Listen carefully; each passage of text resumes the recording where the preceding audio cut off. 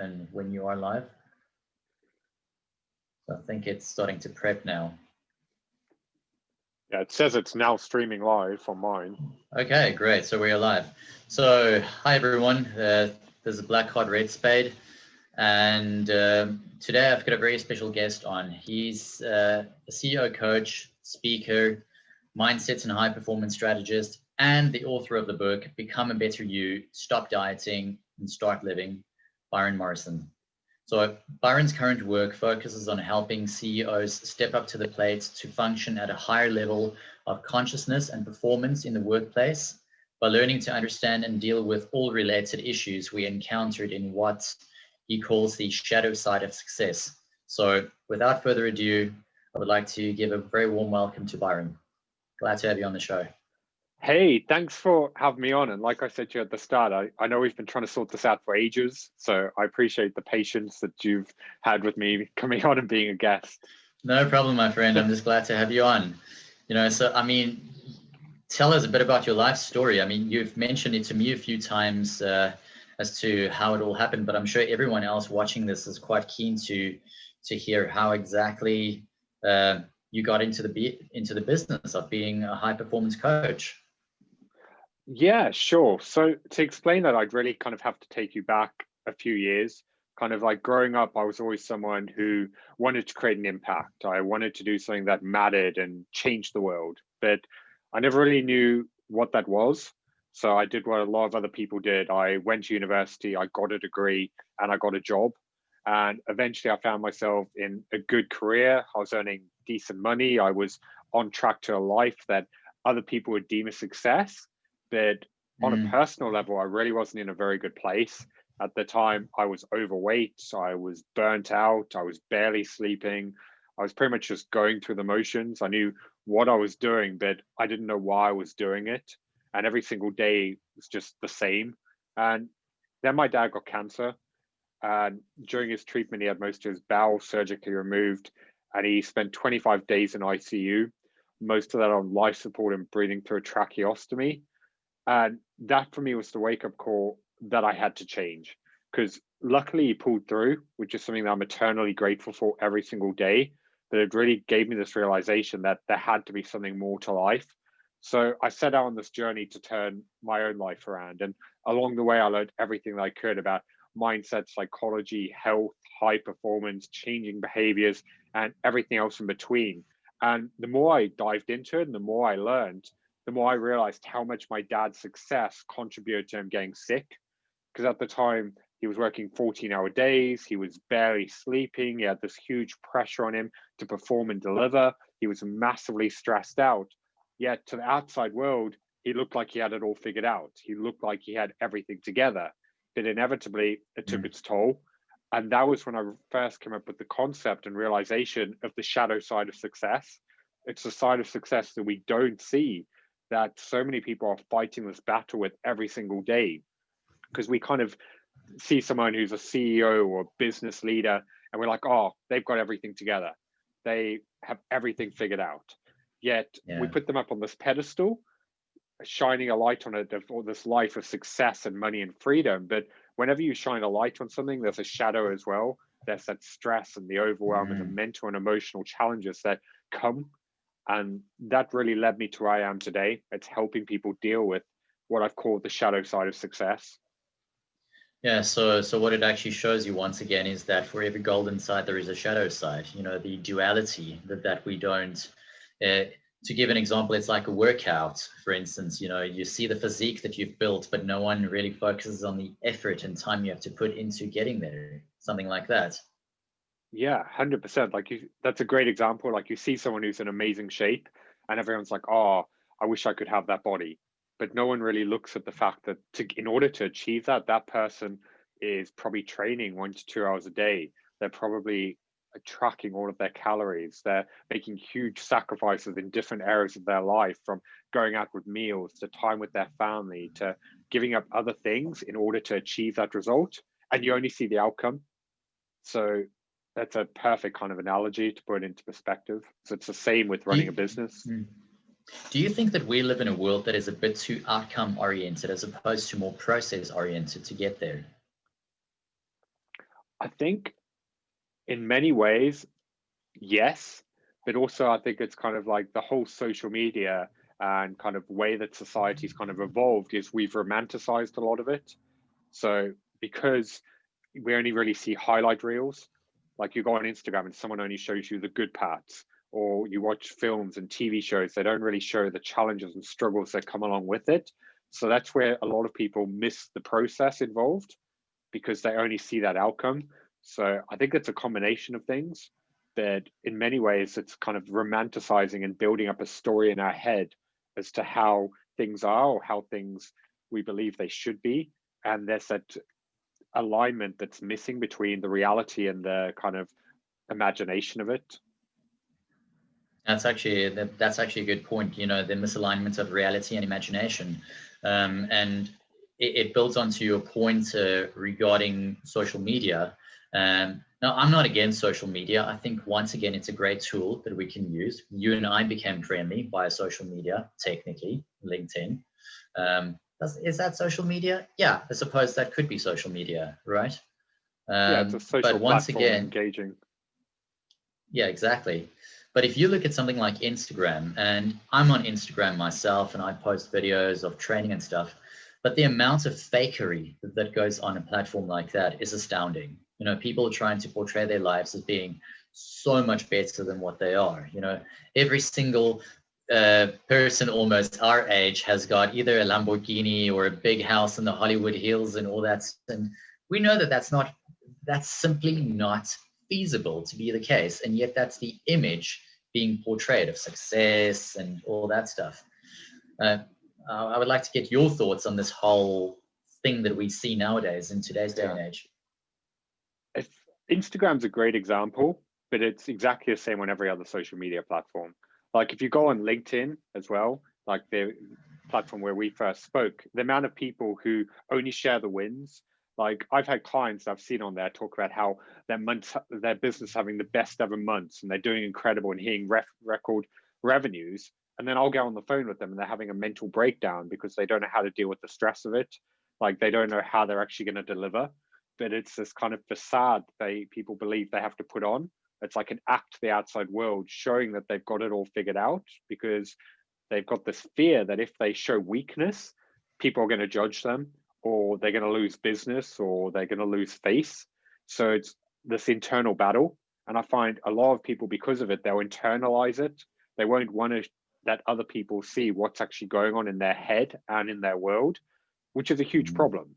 And I feel like with social media and the shifts that we've had, so many people fear having transparency, whereas actually transparency is a strength.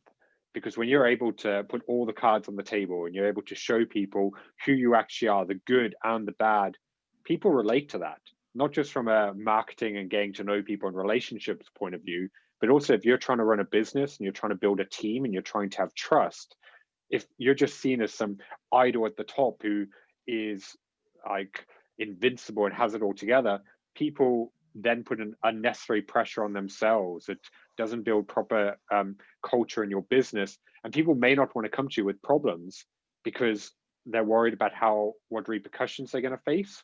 So it's something that stems all the way down through business and life and every area of being a little bit more open and just being more real and human. I think that's a brilliant way to put it, you know, being more real and open and human. And I read this book a few years ago, or rather half of the book, by a guy called Brad Blanton.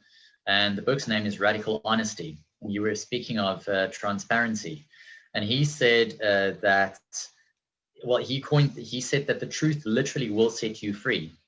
If you tell people, you know what, I'm struggling to cope, more often than not, you'll have a much broader base of understanding than what you initially thought you would, as opposed to the shunning and, oh, you're a weakling, or any of that nonsense that we've built up in our own heads. I don't know if you've encountered this yourself. Would be interesting to hear your thoughts on it. Like constantly, it's kind of, I've spoken about this quite a lot in my own content and speaking from a man's perspective, because I think in society, there's still such a big stigma when it comes to men and mental health. Tell me that about it. a lot of men, going back to what I spoke about before, will bottle it up because they don't want to be seen as weak. They don't want to be seen as less of a man for having kind of mental health problems. And this is why I've personally been so outspoken about my own challenges over the years with mental health and tried to champion kind of the fight of raising awareness, because the suicide rates for men who can't keep it together are astronomical. And I didn't quite realize that. Wow. yeah, it's so much, suicide rates are so much higher in men than women because of a lot of these challenges. Because with society, for men and women both struggle with it, not taking away from that. I'm just saying it's easier in many ways for women to get help and to talk about it, which I think is amazing. Like, that's such a good thing, but we really need a shift where men feel comfortable doing it as well. And in my kind of work, that's such a big part of where it comes in, because the amount of kind of CEOs and executives I'll speak to who for years, sometimes they'll bottle this up, holding it all inside, and then they'll speak to me about it. And so many times they said to me, "You're the first person I've ever opened up to about this."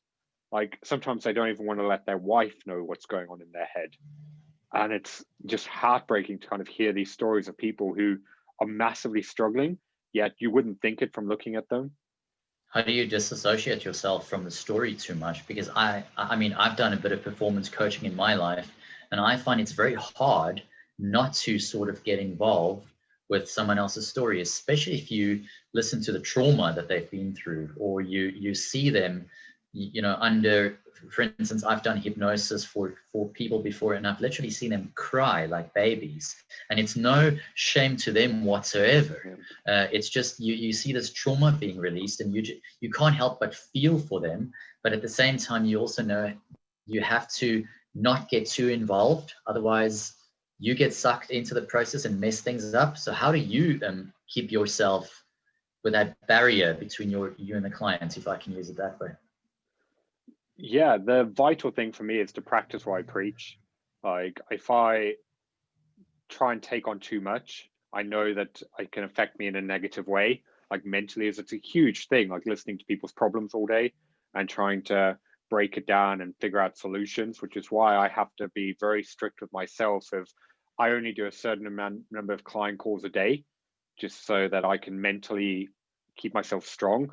I also take regular time off daily to do stuff for myself, to go to the gym, to go for walks, to practice a strong structured morning routine. At the end of client sessions, there's a certain ritual I'll kind of go through to release kind of negative energy and keep myself in check. So it's a lot of the same strategies that I'll use with clients that I have to implement myself, just because, like you said, I've seen firsthand of kind of how heavy a weight that is of kind of taking someone else's problems. If you don't have that in place, you can just weigh yourself down, which I've seen for a lot of kind of coaches can kind of throw them off their game or just get them to not be able to continue doing this long term. Yeah, sometimes even coaches need a coach, don't they? Yeah. And that's something that I've noticed as well, is that I've also, in my far more limited capacity than yours, I've also needed to speak to people at times, because I think what's often forgotten, and you can build onto this concept, is that being a coach doesn't mean you have all the answers. Far from it. It doesn't even mean you can do what a person does better than what they can. And I think that's also a massive misconception, as in, why should I come to you for coaching? What can I possibly learn from you? But I think it's more of a guide capacity that you follow than anything else. Yeah, it's a combination. Like, this is kind of why at times I kind of avoid calling myself a coach, because what I do is far more kind of consulting. So it's because coaching, in a sense, shouldn't be telling someone what to do. Like, coaching is kind of trying to help them figure out the answer for themselves, because the majority of time people know what to do, they're not doing it. So coach's job is to come in and keep them accountable and help them achieve their goals, which is incredible. Like, that's a great service to have. But the reason why I kind of lean more into the consulting kind of label side of it is, while I do the coaching aspect, there's also a side of people coming in and being like, okay, I need to boost my productivity. I need to have systems in place to make better decisions. I need something to help me kind of release stress. And then it comes into that play of figuring out the strategy behind it and helping them implement the correct practices, because they may not necessarily know them, and it's providing them with more tools and guidance to follow to really give them that edge.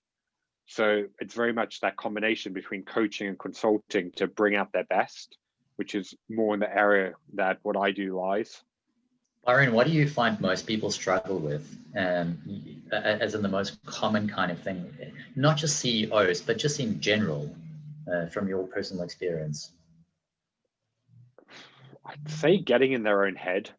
Like every single person, from mid managers I've spoken to senior executives and CEOs, have a tendency to allow that voice in their head to hold them back, because they start to doubt themselves. They get this fear of what are other people going to think. They worry about judgment. So instead of taking the actions they know they need to take, they'll avoid it, or they'll overthink, or they'll procrastinate, or they'll get into this state of analysis paralysis, which stops them from showing up at their best.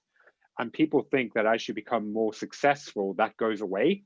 But I've actually found the opposite. It's actually amplified, because with every new level of success comes a new level of problems. And when all of a sudden you have no one else to blame, you've got nothing to hide behind, and everything rests on you, there's such an extra added pressure to deal with all of these tasks and responsibilities. So for a lot of kind of CEOs and executive level, this is when the imposter syndrome kicks in, because it's that worrying about, am I actually good enough? I've kind of risked all of this. Can I actually do it? And that's when that voice kind of kicks in even more, causing them to get in their own way, which is where having that external support is so important.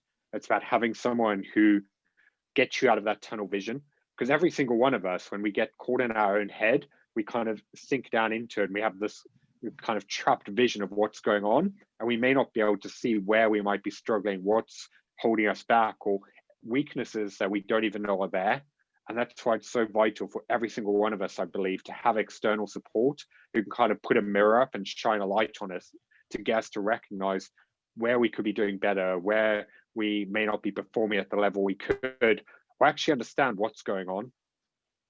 Yeah, I agree with you. And to just start off answering, commenting on what you said regarding CEOs and knowing that there's nowhere to hide. It's like what my late old man used to say: the buck stops with you, and that's one of the hardest things. And I think one of the best lessons that he ever taught me was the following: that he said to me many, many years ago, that if I leave this world and I could teach you only one thing, it would be to take responsibility for the consequences of your actions. And I think the CEO is a prime example of someone who has to take responsibility for the consequences of all their actions, because let's face it, it literally stops with them. There is nowhere else to go, nowhere else to hide. And I think that's the pressure of it as well, is that once you get to that level, it's like climbing a tree all the way to the top.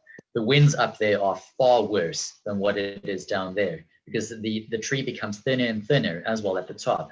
And the risk of falling increases, for one. And two, when you fall, you're going to hit the ground very hard.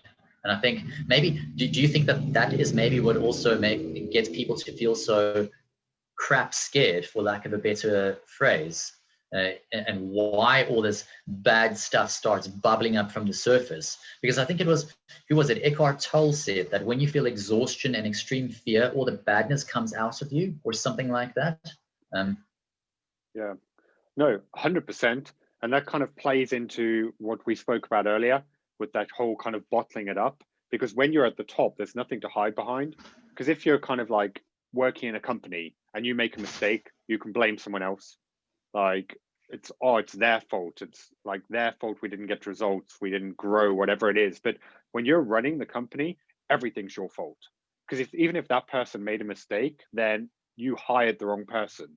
You didn't have the right accountability in place. You missed something. Or even if it's like nothing to do with you, it's still, you're in charge. So like you said, the buck stops with you. And that's such an extra added pressure when there's nothing to hide behind. And this is why when they're at the top, so many people will bottle it up, because it's like, okay, everyone's looking to me to lead. All of these people want me to solve their problems, their livelihood, is resting on me. So therefore I have to keep it together. And this is where, like you said, all that negative energy can come out in ways that they may not even realize, because they're just trying to keep it all together. Yeah, there's this old saying, "Cowboys don't cry," or "a good cowboy doesn't cry," or something like that. And do you still find a lot of that with many of the CEOs that you coach, especially in the initial stages, at least? Yeah, there's definitely sessions where it gets emotional, because like I'm not a therapist, but in many ways what we do is at times a little bit like a therapy. It's just kind of like a lot of the clients I work with, one aspect they love is having the sounding board. It's just kind of like a judgment-free space that's detached from their business, where they can open up and be like, do you know what, this is what's going on, and this is how I'm feeling about it. And yeah, at times that definitely can get emotional, especially when someone might have had for weeks, if not months, this building up inside them, and it just kind of takes over. But it's also on the other side of that, when they have that release, it's kind of taking that weight off their shoulders to get them back in the game. So that's why I think it's something we all need, whether it's having someone to talk to or finding outlets in our life that allows us to de-stress and kind of get it out. I'd actually be curious to know where that originally stems from. This whole thing where men are meant to be less. Okay, so we are less emotional from a hormonal perspective. We know that. We've got more testosterone, and that tends to make us more aggressive. And I don't want to say emotionally stable, because you get many emotionally unstable men as well, obviously. And we also have a higher prevalence for psychopathy and sociopathy than what women tend to. But I think we might get less emotionally affected by certain things. But also there is this cultural thing, as you mentioned, where, it's not okay to show it as a man. You need to be a warrior, and a warrior doesn't show any kind of weakness and things. But that's such an external armor kind of mentality, yet internally you could be absolutely broken. It's like what one of my mentors and coaches said to me. It's like the equivalent of having, say, a Ferrari. You see this beautiful Ferrari, but inside you're running on a lawnmower engine. And he said that doesn't help you either. Yeah, I honestly don't know where it came from. Like, my assumption would be, if you date back hundreds, thousands of years, when men would go to war and they wouldn't be able to show that fear. And like you said, it's that kind of warrior getting ready for battle. Like, men were always the kind of providers, the ones who would go out and fight. And I imagine it would have a lot of foundations in that. But it's really interesting, like, just to kind of see how much society's changed, yet that kind of stigma has still remained. But I do think it's starting to shift. Like, definitely in the kind of circles I'm in, there's a lot more kind of people being able to open up about it and being able to talk about it, which I think is amazing. Because if you've got kind of executive leaders who are embracing it and recognizing the importance of mental health and how much it can affect you, that's going to get change from the top of organizations, and it can only be a good thing. But I think there's still a long way to go. As with anything, though, I find the UK, as an example, is always a few years behind the States. So I find, kind of, for coaching and focusing on personal development, the Americas are very much a few years ahead of us, where it's more acceptable and it's more of like kind of a seen as something to turn to help you improve. Whereas I find, like, the British mentality, it's still kind of frowned upon or not recognized to the same extent for its importance. So I reckon in the next 5 years, we'll probably be where the States are now, but there's still a long way to go. Yeah, I agree with you. And I think we had a discussion about this a while ago regarding the different mentalities between the Americas, as you said, and Britain and Europe as well. It's the old world versus new world kind of way of looking at things. And that whole thing regarding the frontier. Remember that conversation we had about the frontier and that hypothesis that I presented regarding frontier genes. So if you stem from an immigrant family, you are likely to be more adventurous. You are more likely to be more outgoing and accepting of new ideas and things. Now, I would like your opinion on that, obviously, because people have disagreed with me. Do you think there's any merit in that kind of way of looking at things? Honestly, don't know if I want to speculate. Like, I can kind of see it from both sides, but I kind of think with the immigrant, it's obviously kind of coming into a situation where there's this discomfort, like because you and I are both immigrants. Yeah, so we are both coming from we can both come in from the mentality of like we were thrown into a discomfort of having to adapt. Whereas if you've grown up in a society, it's all you've kind of known, so you feel safe.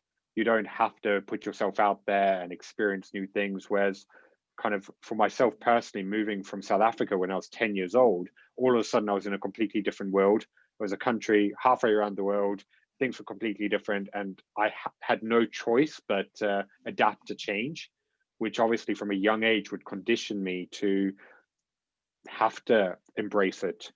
So yeah, I would say in many ways, I would be really interested to kind of see the research and studies behind it, because I would, again, this is pure speculation. I think of course, it's just a hypothesis.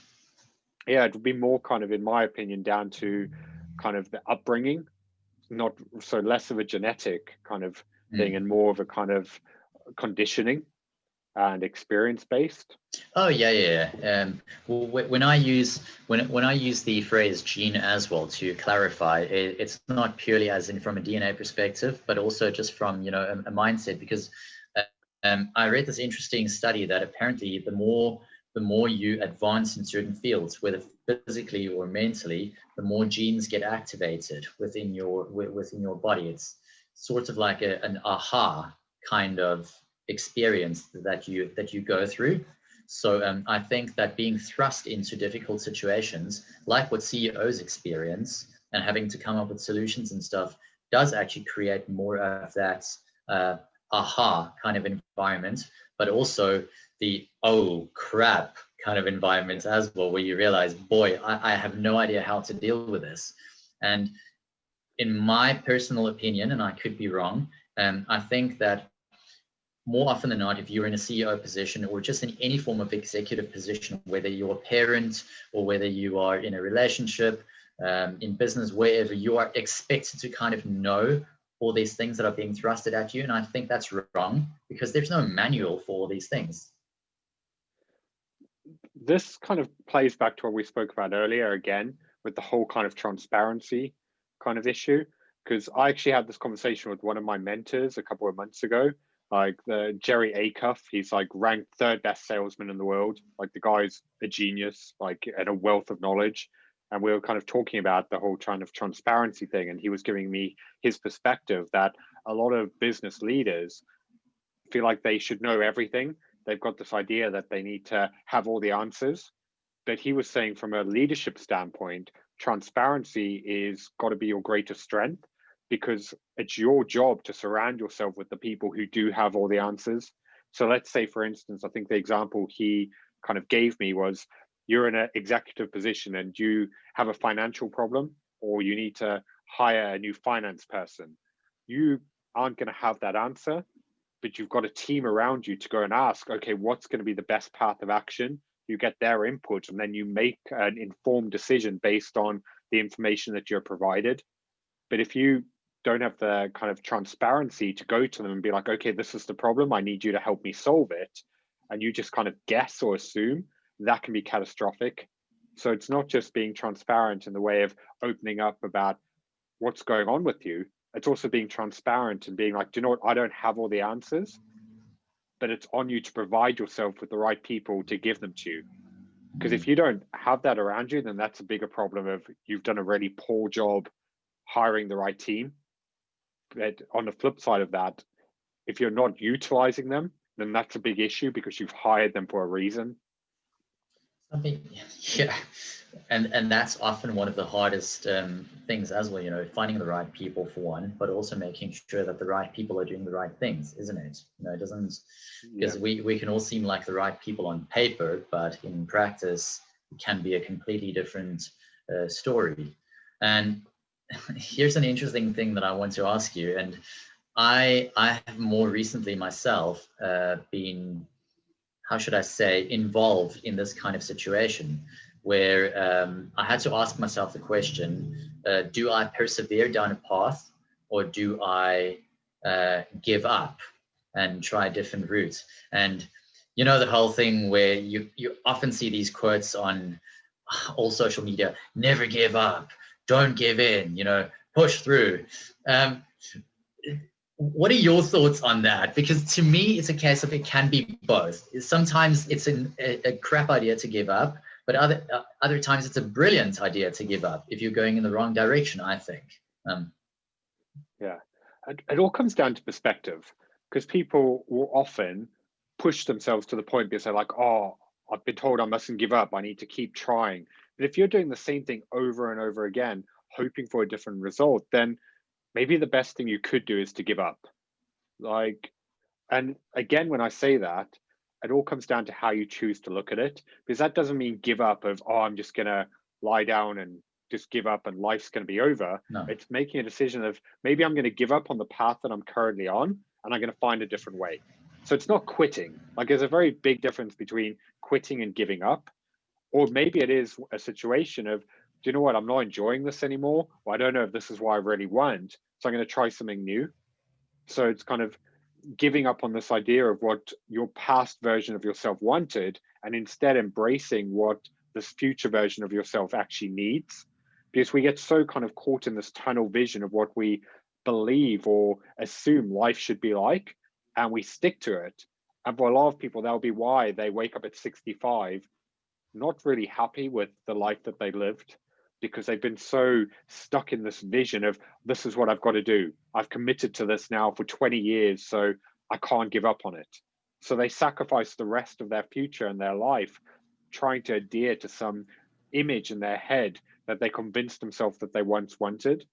So yeah, I'm a firm believer in kind of giving up all the time.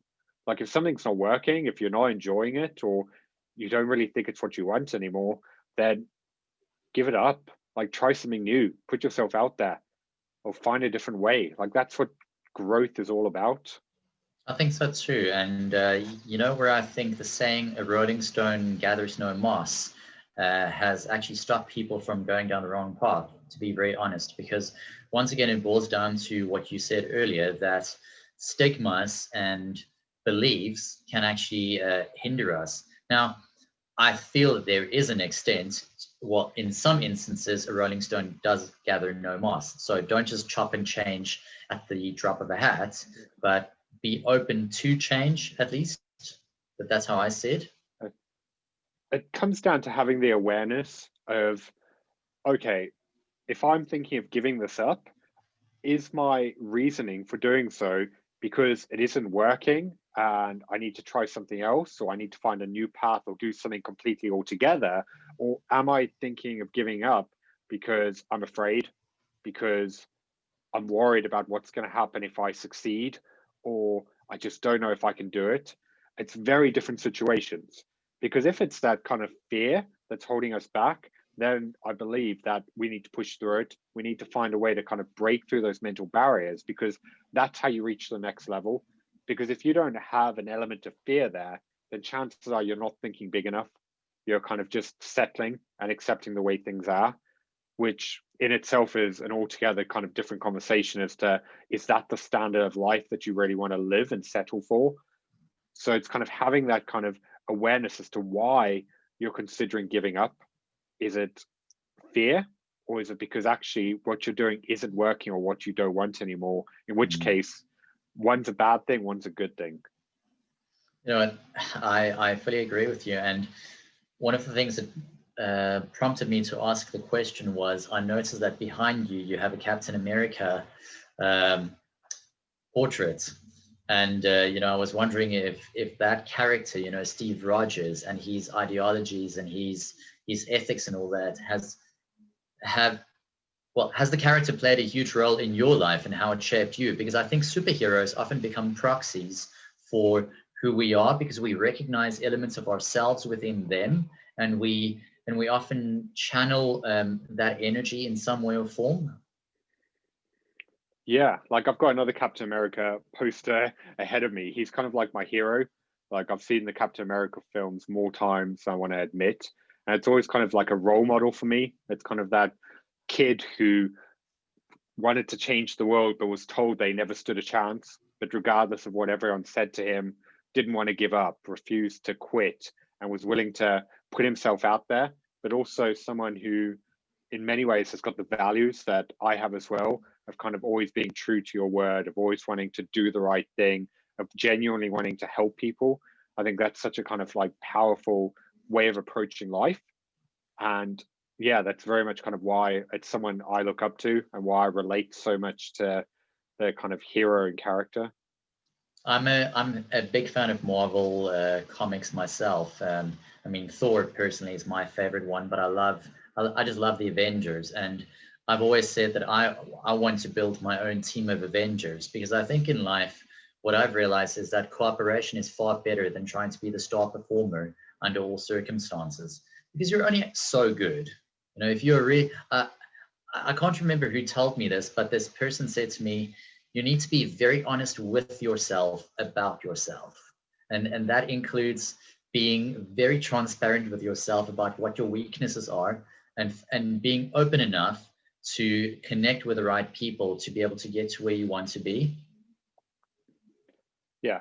And I think there's a really big lesson that anyone kind of listening to this, I would love for them to take away, is playing into what you said, of really auditing yourself, of where your strengths lie and where your weaknesses are.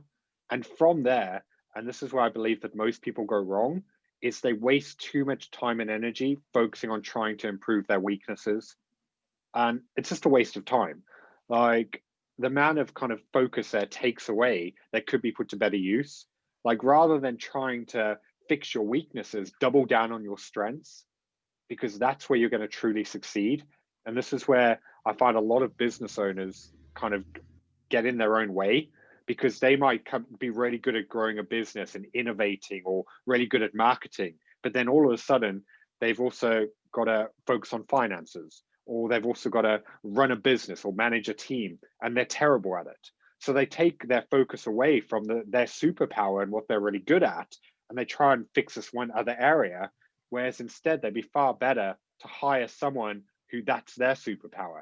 Like you surround yourself with the right people and you double down on your strengths, and that's how you truly grow. Like as another example, like I am absolutely useless when it comes to DIY stuff. Like my girlfriend laughs at me all the time. Like if anything's broken in the house, like she fixes it. She's like, just don't even try, you're going to hurt yourself. And I'm fully aware of that. But rather than spending my weekends trying to get really good at building stuff or being around the house, I would rather hire someone to do it, because I recognize it's a weakness. It's not something that I'm ever going to be great at. Like I could probably get better. Like if I really wanted to, I could spend the time and I could improve at it. But is it really worth that effort? Whereas I could actually focus on my strengths that are actually going to propel me forward. And I believe this applies to pretty much every area of our life. Like we're too hard on ourselves for our weaknesses, and we don't focus enough on our strengths and doubling down on them. I agree with you. And to use another example to build onto yours, let's use a guy like Usain Bolt. I mean, I'm a big fan of Usain Bolt. No matter how hard we train, you and I could get the best coaches in the world, the best training facilities. We will never run 100 meters in 9.6 seconds or however fast he ran it. No way. Why even try? Focus on the other things that you're very good at, as opposed to trying for an unachievable goal. Yeah. And again, it comes down to that, what do you really want? Because if that's like something that you really care about, and you're like, do you know what? I'm probably never going to be as good as him. And even though this is a weakness, it's an area of my life I really want to improve on, then amazing, go do it. But if it's just something that, because you're like, oh, I'm really not good at this, I need to focus on it, improving it, even though you don't really want to, I feel like this is where a lot of people get stuck, because they focus on things they don't really want to be doing, because they feel like they have to, because they've been told, oh, you need to improve on your weaknesses. And I feel like that's the complete opposite way around that it should be. It's kind of having that awareness of what you really want and what you need in order to get there. Would you say that that is the worst piece of advice that people generally get given, or is there something even more terrible than that you can think of? I think there's so many awful pieces of advice, but I definitely say that's kind of one of the ones up there. Like I see it in clients all the time. Like I had a guy recently who came in and he had so much to do. He was stretched thin to the point like he didn't know how to catch up with everything. He even said to me it felt like he was running backwards on a treadmill trying to catch up. And we broke down his to-do list and everything he had going on. I was like, why are you doing half this stuff? And we kind of just went through and audited it. And we are like, okay, this is what's actually important. What from there has to be done by you, and what should be delegated or outsourced or given to someone else. And by the end of that 10-minute conversation, we reduced his to-do list by over 50%. Like he managed to hand it out to his team because he was just trying to getting involved in things he shouldn't have been done. And like all of a sudden he realized it and he was like, do you know what? I shouldn't be doing these admin tasks, or this should be handled by the HR team or whatever it was. And this is something I see with pretty much every client I work with. They're trying to do too many different things rather than focusing on what are they actually good at, because that's what helped them grow their business in the first place. And I think it's a big lesson that we could all learn. Like if you want to kind of achieve something great in life, you're never going to be able to do everything. And rather than wasting energy on your weaknesses, figure out what are you really good at and focus on that. And your weaknesses and shortcomings, find someone else who can make that up. Yeah, so it boils down to that old saying, you can do anything, but you can't do everything. And, Exactly. and I think that that's pretty much what it boils down to, is that, like you said, if you're not good at DIY tasks, why try to be the best at that? Okay, you can improve here and there. I mean, it's not a useless skill to have, but if it's not your thing, then you're not going to spend hours and hours. You're not going to do the whole 10,000 hours of mastery to get good at DIY. Yeah, and this is why I believe we really need to audit ourselves more. Like we really need to take time to reflect on what are we actually doing. Like over the past week, month, year, what have we actually done with our time? Like where are we going? Where do we actually want to get to? And what needs to happen to get there? Like I feel like too many people, and this was something I was massively guilty of in the past, kind of just go through the motions. It's like every single week, it's just focusing on what do I need to do over these 7 days? But there's no real direction or purpose with it. And without actual intention, it's very difficult to make real progress. Yes, you can move forward, you can advance, whatever it is, but there's no kind of defining path that we can actually track and monitor and assess. And when we really start doing it, that's when we can move forward in leaps and bounds, because we can be intentional with our time and focus. So you can manifest things a lot better if that's the case. Yeah, and also you can know, okay, if this is where I want to get to, what do I need to do in order to achieve that, rather than just kind of hoping for the best. Like hope is not a strategy, but for a lot of people, that's the way that they approach life. They'll just kind of go through, get a job, and then every single week it's just, okay, this is what I need to do, which is fine. Like there's nothing wrong with it. But if you really want to go on to change the world, to do something incredible, to create a lasting legacy and impact, you can't afford to just hope, or just to go through the motions, or just to allow life to happen to you. You really need to take that time to reflect and audit and figure out where you need to be giving your time and attention, what's actually driving you forward, and what may be holding you back. Life requires a lot more planning than meets the eye, doesn't it? Yeah, and this is why, like, to anyone listening to this, like, you doesn't have to take up a lot of your time, but just take a little bit, even if it's 10 minutes at the end of every single week, to just look back on the week and just really how you showed up, what threw you off your game, what you could have done better. Really take that time to just have that honest conversation with yourself, because that'll allow you to look for areas that you need to focus on going forward.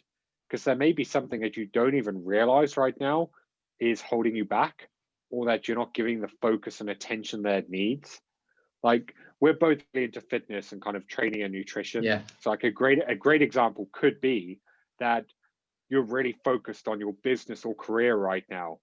But if you don't take the time to really audit yourself, you might not realize that because you haven't been taking as good a care of yourself as you could have, your energy levels are low.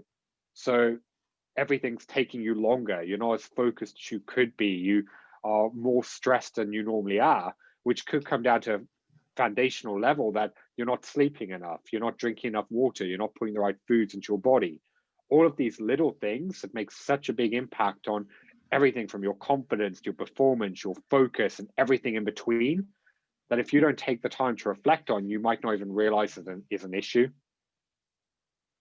Yeah, what you just said there reminded me of this commencement speech that Matthew McConaughey did at one of, I can't remember which university it was. And he said that in life, you will often find that you are running in the black in one area and running in the red in other areas. So you need to take some of that excess in the black and channel that energy into areas where you're on the red, to find that balance so that you have that nice flow in your life. Yeah, I was having this exact conversation with a client on Monday because he was feeling like he really needed to push harder. Like he has this feeling of guilt if he takes time off, that he should be focusing on the business. And I was really kind of breaking it down for him and getting him to realize that when he does like 10, 12-hour days, he's really, or if he's kind of burnt out or hasn't taken a break, he's not as productive as he could be. Like he had a day recently where he got more done in that hour than he would normally do kind of over the course of an entire day, because he was focused and he was intentional. And he started to kind of see and realize that if he doesn't take regular breaks, his productivity plummets. So even though he might feel guilty for taking time off, he's starting to recognize that it's actually a necessity, because it allows him to keep momentum long term. And this is something I think we all need to kind of be aware of listening to our own bodies and kind of giving ourselves some slack. That if you're feeling a little bit tired, or you're like, do you know what, I really need a break, then listen to your body and take that step back and don't feel guilty for it. Because keeping to pushing forward long term is just going to be hugely detrimental. Yeah, absolutely. And we can bring that same mindset back to training, for instance. And training is a big thing in all our lives. I personally feel that if you don't take care of your body, you're literally setting yourself up for disaster going forward. You're not meant to be a talking head with legs. Definitely not. I'm not saying go and lift weights if that's not your thing or anything, but you got to take care of this meat wagon, as good old Joe Rogan likes to say. And it astounds me at times when I see what people are willing to put into their bodies, but they're more concerned about what they put into their cars. You know, oh, don't put that fuel in because it's not high enough octane, or the oil that they put into their cars, but their bodies, they just don't care. And yet they want to perform as optimally as possible. Weird, isn't it? Yeah. It's because a lot of the kind of health and side effects are kind of compounding issues. So we don't see an immediate return from eating healthy one day. It's something that builds up over time. So a lot of people, and I probably like this from a financial kind of perspective, and kind of talking about one of the things that completely changed my own mentality was Ray Dalio talking about the order of consequences. Like for most people, they focus on first order consequences. So what do you want in this very moment that's going to make you feel good? But when you give into first order consequences, it's at a sacrifice from a fourth order. And for anyone who's not familiar with it, just to kind of give a breakdown of it, is let's say someone really likes enjoying eating chocolate. So they decide to have a chocolate bar. If that's a first order consequence and it makes them feel good, it's a win. It's a really good thing. But let's say, for instance, that person has always struggled with their weight. So they give in and they have that chocolate bar. Well, the second order consequence of that is they keep gaining weight. The third order consequence is they struggle with confidence. They don't feel as good about themselves, so they don't put themselves out there. The fourth order consequence is they hold themselves back in their career. They never reach the potential that they could. The fifth order consequence could be that because they neglected their health so much, they die early and they're not around for their kids. So all of a sudden, something that didn't seem like a very big deal actually completely changes the course of their life. And on the kind of flip side of that is, let's say someone makes themselves uncomfortable and They go after what they want in their business. They push their comfort zones. And from there, the second order consequences, they can build a business that actually gives them the life that they want. The third order consequences, they can feel fulfilled and happy with their work. Then from there, they can build a life of freedom and so on and so forth. So it's kind of looking at all of these decisions in our life of what is the big consequence from our actions. Because when we give into first order consequences all the time, it can hold us back in so many areas of the future. Whereas if we want to achieve big goals or amazing things, you have to make sacrifices on first order consequences in order to get there. Kind of going back to the fitness example that we used at the start of this kind of talk, as someone who's in great shape, they have to make a lot of first order sacrifices in not going out for dinner at occasions, maybe not drinking alcohol, maybe not going out for certain events, but it plays into their bigger goal, which is why they've achieved what they have, because they're willing to make short-term sacrifices for long-term success. Just that was a fascinating breakdown. I mean, I was aware of the order of consequences, but the way that you broke it down is just remarkable as to how everything has sort of a domino effect and stacking. You know, so you tip one over and it just goes in one direction. You tip it the other way, same result. It's a very Newtonian thing, isn't it? Every action has an opposite and yet equal reaction. That kind of thing. Yeah. And that's something that personally I'd like to use in a lot of decisions in my life, of being like, okay, if this is what I want to do, what is the consequence of doing this, good or bad? And it's kind of the same of like, if you look at someone who's looking to kind of invest in themselves, whether they want to go get a personal trainer, they want to hire a coach, they want to get some consulting for their business. A lot of people fear it because the first order consequence is, oh, I've got to part ways with money. I've got to take this risk. So they allow that fear to talk themselves out of taking that action, but they don't look at the opportunity cost of, okay, if I do this, what do I have to gain from it? By getting this help, this support, this guidance, what is the fourth order consequence that it could allow me to achieve? And it's kind of basing our decisions on what we want in the future rather than just in the now. Because if you want to achieve something amazing, it's going to come with sacrifices. We can't afford to just do what we want all of the time, because that's going to take us away from our goals. Whether it's kind of being like, okay, I need to push myself to go to the gym today. I need to do an extra hour's work. I need to face this task that I really don't want to do. And having that conversation, but why am I doing it? What is this going to allow me to achieve or do? And using that as an internal motivator in order to take those actions. Yeah, it's not easy, but if it were easy, everyone would be doing it, right? It's just one of those things. But Byron, I would like to get your final thoughts on a few things. I mean, anything else that you would like to convey? You know, for instance, where can people start? For one, apart from finding you, that's the other crucial thing over here. Where can people find you, for one?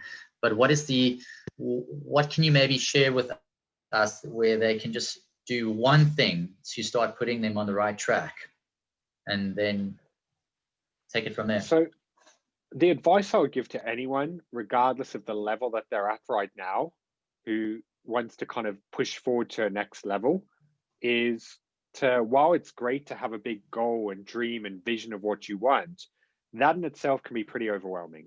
And that for a lot of people puts them off starting or even knowing where to begin. And something I do with my clients instead is we break it down into 90-day segments.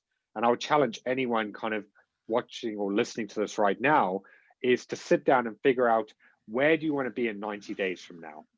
Because 90 days is a big enough jump forward that it can make real progress, but it's also small enough that you can kind of visualize it and get into your head of where you really want to be. And when you figure that out and you have that clarity, then you can reverse engineer it. You can start at the end and you can be like, okay, if this is where I want to be, what would need to happen? And then you can work backwards and you can break it down into a step-by-step process that allows you to actually have a plan to know where you need to do in order to approach it. Because either, well, one of two things will happen. When you kind of have that vision, you either know these are the exact steps I need to take to get there, which is great, you've got your plan, or you'll be able to, if you don't know all that, you'll be able to work out what's the first thing you need to do. So you know how to get started, you know the end result. You can then focus on step one and then reassess and be like, okay, I've done this. What's step number two? Do that, then what's step number three? Regardless, you can take the stress and pressure out of that big end result and you can just focus on one step at a time. And then it's so important to regularly kind of audit it and work out what worked, what didn't, what you need to do from there. And I find this is where a lot of people get lost because they don't know where to begin. But the easiest way to figure that out is to start with the end result and work backwards. And this is applicable whether it's a business goal, whether it's a problem in your relationship, whether it's a health and fitness goal. You can apply this to every area of your life. And it just takes that little bit of work up front, which will save you so much time and energy in the long run. Thank you. That's incredibly useful, especially the 90-day goal that you mentioned, because I think it's very easy at times, and I've fallen into this trap myself of wanting to go from step 1 to hypothetically step 50. You know, how do I get to step 50? Yeah. But I realized along the way you don't need to know exactly where step 50 even is. You know, you can have an idea in mind, but once you get to 2, then 3 becomes more apparent, then 4, and the rest kind of follow, like climbing a staircase. Yeah. It's also kind of having that open-mindedness that things might change. Like you might, in your mind right now, be like, oh, this is what I really want, and have this kind of like vision of it. But the reality is, as you kind of advance through step 1, 2, 3, and 4, you might learn something new about yourself, or you might do something that opens you up to an entirely new path. And that's okay. But a lot of people cut themselves off because they get too caught up in that end goal vision and put this pressure on themselves that that's what they want to achieve. Whereas life changes and our wants and our desires change along the way as well. Like if I look back when I first started doing what I was doing, I had this big vision of what I wanted to do. And if I had just stuck by that vision, everything like is completely different now. Like on paper, if I just kind of go back to that, I completely failed. Like if I look back 5 years ago where I started this entire path of where I was on, massively failed. And for me, like that's okay. Like I've gone on to help far more people than I've could have ever imagined. I've achieved more than I ever thought I could. But it's because as I kind of went through step 1, 2, 3, I figured out who I truly was. I figured out what I actually wanted. And because of it, my path and my journey shifted accordingly. So while on paper, I'm down a completely different road, I'm far more fulfilled and happy with what I'm doing. And this is why I like that kind of 90 goal kind of plan, because you take that pressure off yourself and you allow yourself to figure it out as you move along. And I think regardless of who we are, the stage that we're at, that's so important. Because if we are too caught up in that end result, this is where a lot of people just fail to start or they get lost along the way. Yeah, no, I agree with you. And, you know, it's bite-sized, you know, being from a fellow African as well. The old saying goes, how do you eat an elephant? One piece at a time. So it boils down to that. You know, we have to eat this thing called life one piece at a time. And I think that's of the best advice that one could give, because you're not, you know, what I've always liked about you is that you don't give this look in the mirror every day and say, I'm confident, I feel good, I feel happy, and all that nonsense. You don't tell people to do that. You actually give an actionable plan that can be used. And that's something that I really respect and know what's about you. Yeah.